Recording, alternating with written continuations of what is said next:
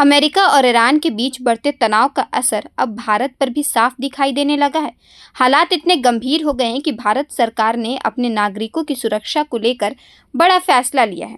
भारत ने जहाज मालिकों, शिप मैनेजमेंट कंपनियों और भर्ती एजेंसियों को निर्देश दिया है कि अगली सूचना तक हॉर्मुज़ जल्द मरुमध्य से गुजरने वाले जहाज़ों पर भारतीय नाविकों की तैनाती ना करें।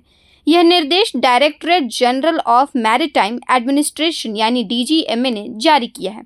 डीजीएमए का कहना है कि फारस की खाड़ी और हॉर्मुज़ जल्द मरुमध्य में सुरक्षा हालात लगातार बिगड़ रहे हैं। हाल के दिनों में इस इलाके में कई व्यापारिक जहाज़ों पर हमले हुए हैं, जिससे वहां काम कर रहे नाविकों की जान को गंभीर खतरा पैदा हो गया है। अपने आदेश में डीजीएमए ने साफ कहा कि जब तक नए निर्देश जारी नहीं होते, तब तक भारतीय नाविकों को ऐसे जहाज़ों पर तैनात करने से बचा जाए जो हॉर्मुज़ जल्द मरुमध्य से होकर गुजरते हैं। इतना ही नहीं, समुद्र में मौजूद जहाज़ों के कप्तानों को भी सलाह दी गई है कि वे फारस की खाड़ी, हॉर्मुज़ जल्द मरुमध्य और आसपास के समुद्री इलाकों की सुरक्षा स्थिति पर लगातार नजर रखें और सभी नेविगेशन चेतावनियों का पालन करें। दरअसल यह फैसला ऐसे समय में आया है जब पिछले 3 दिनों में इस इलाके में हुए अलग अलग हमलों में 2 भारतीय नाविकों की मौत हो चुकी है।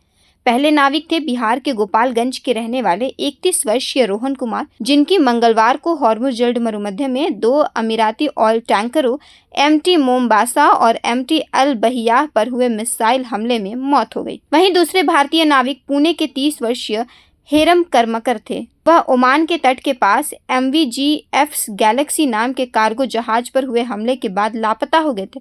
बाद में भारतीय दूतावास ने उनकी मौत की पुष्टि की। इन दोनों घटनाओं के बाद भारत सरकार ने सुरक्षा को सर्वोच्च प्राथमिकता देते हुए यह एहतियाती कदम उठाया है। इधर इस पूरे घटनाक्रम को लेकर भारत ने कड़ा रुख भी अपनाया।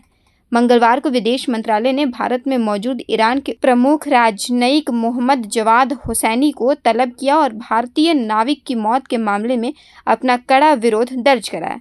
फिलहाल भारत सरकार लगातार हालात पर नजर बनाए हुए हैं। डीजीएमए का कहना है कि भारतीय नाविकों की सुरक्षा और उनके हितों की रक्षा सरकार की सबसे बड़ी प्राथमिकता है और सुरक्षा स्थिति की लगातार समीक्षा की जा रही है। फिलहाल अमेरिका और ईरान के बीच बढ़ते तनाव का असर सिर्फ मध्य पूर्व तक सीमित नहीं है, बल्कि इसका प्रभाव दुनिया भर के समुद्री व्यापार और भारतीय नाविकों की सुरक्षा पर भी पड़ने लगा है।